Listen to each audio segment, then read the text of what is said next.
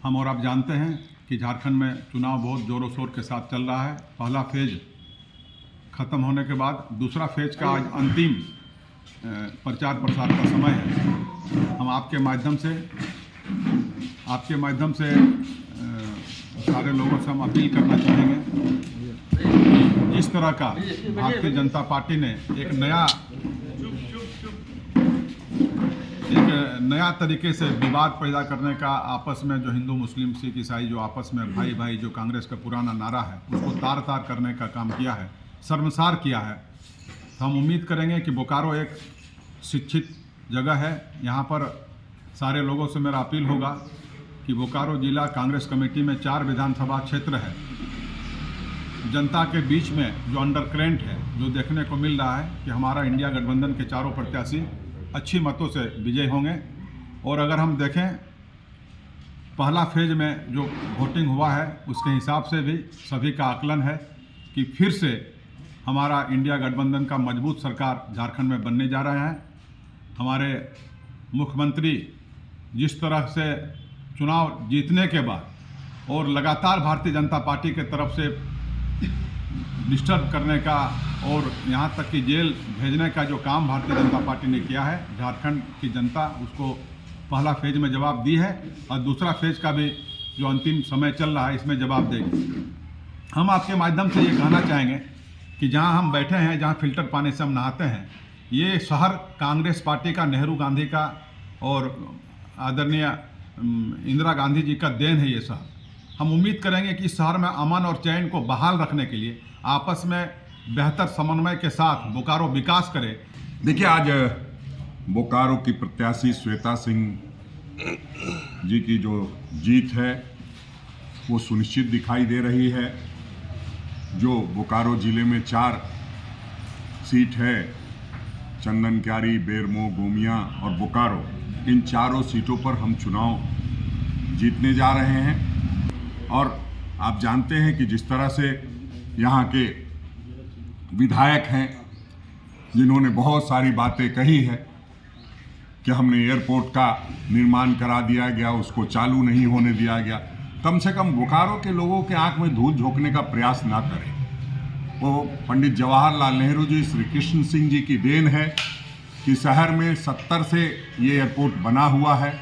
जब प्लांट बना था उसके साथ ही एयरपोर्ट बनाई गई थी। जब बिहार में कई शहरों में एयरपोर्ट नहीं होते थे, उस समय से यहाँ एयरपोर्ट है। भारत सरकार का एक काम था एयरपोर्ट का जो हवाई जहाज़ देना और उसको चलवाना, वो अब तक नहीं कर पाए हैं। जहाँ तक नॉर्म्स की बात है तो आप देखते होंगे कि जो रनवे का हिस्सा है वो वैसा ही है, कहीं बाउंड्री बढ़ाई नहीं गई, कहीं कोई वो नहीं किया गया, फिर भी लोग अपना पीठ थपथपाते हैं। मेरी एक ही गुजारिश होगी कि अगर नेहरू जी के संदर्भ में कुछ गलत बातें करनी है, महात्मा गांधी जी के संदर्भ में कुछ गलत बातें करनी है, कांग्रेस के बारे में कुछ बोलना है कि 70 वर्षों में क्या किया, तो उनको एक बार अपने घर में रात में सोते समय सोचना चाहिए कि किस फ्लैट में सो रहा हूँ और जिस फ्लैट में सो रहा हूँ वो नेहरू जी का दिया हुआ फ्लैट है, कांग्रेस का दिया हुआ फ्लैट है, उसी में हम सो रहे हैं। हमने जमहूरियत को, हमने लोकतंत्र को इतना मजबूत किया कि आप जानते हैं चाय वाला व्यक्ति भी देश का प्रधानमंत्री बन गया।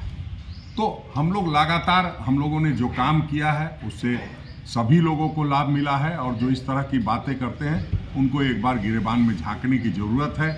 बोकारो स्टील प्लांट, इतना बड़ा प्लांट कई दशक पहले लग गया था और यहाँ एक सुई की भी फैक्ट्री खुली हो तो माननीय विधायक जी को बताना चाहिए कि उन्होंने क्या किया है।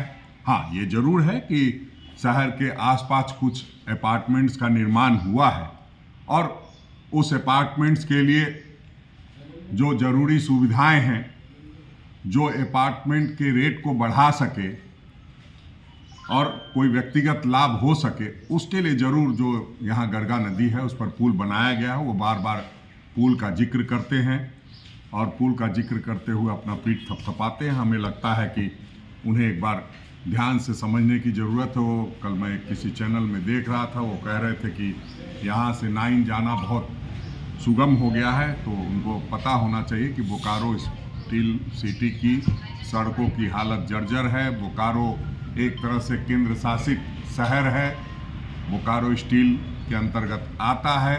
जो सुविधाएं थी वो पूरी तरह से नगण्य हैं। जो अस्पताल था उसको बंद करके प्राइवेट अस्पताल खोलने की योजना चली। जो बोकारो स्टील प्लांट का अस्पताल था वो पूरे इस ईस्टर्न जोन का सबसे बड़ा अस्पताल था, उसको बीमार करके और अपने निजी स्वार्थ के लिए अस्पताल खोले जा रहे हैं और उसको ये हवाला दिया जाता है कि बोकारो का विकास किया गया है। हम समझते हैं बोकारो के लोग काफ़ी प्रबुद्ध हैं और सारी बातों को समझते हैं और उस पर सोच समझ के निर्णय लेंगे।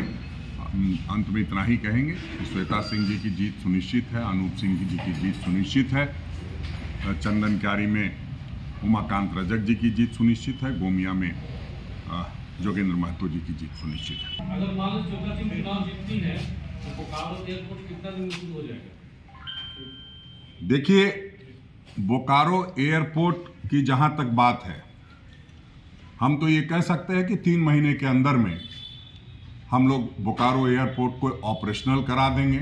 हम तो ये भी कहते हैं, जो लोग ये सोच करके अस्पताल खोले होंगे, ट्रस्ट का अस्पताल है, कैंसर का अस्पताल है, उसमें बिल्कुल गरीबों के लिए फ्री इलाज किया जाएगा और जो अमीर लोग हैं उनसे थोड़ी कम राशि ली जाएगी। इतना मैं आश्वस्त कर सकता हूं। उस ट्रस्ट से मैं बात करूंगा, खुद श्वेता सिंह बात करेंगी और कैसे फ्री में इलाज हो उस पर हम लोग विचार करेंगे और फ्री में इलाज कराएंगे, ताकि जो लोग उसमें ये सोच करके उस अस्पताल का निर्माण कराए हैं कि फ़ायदा कमाना है, वो नहीं होने देंगे।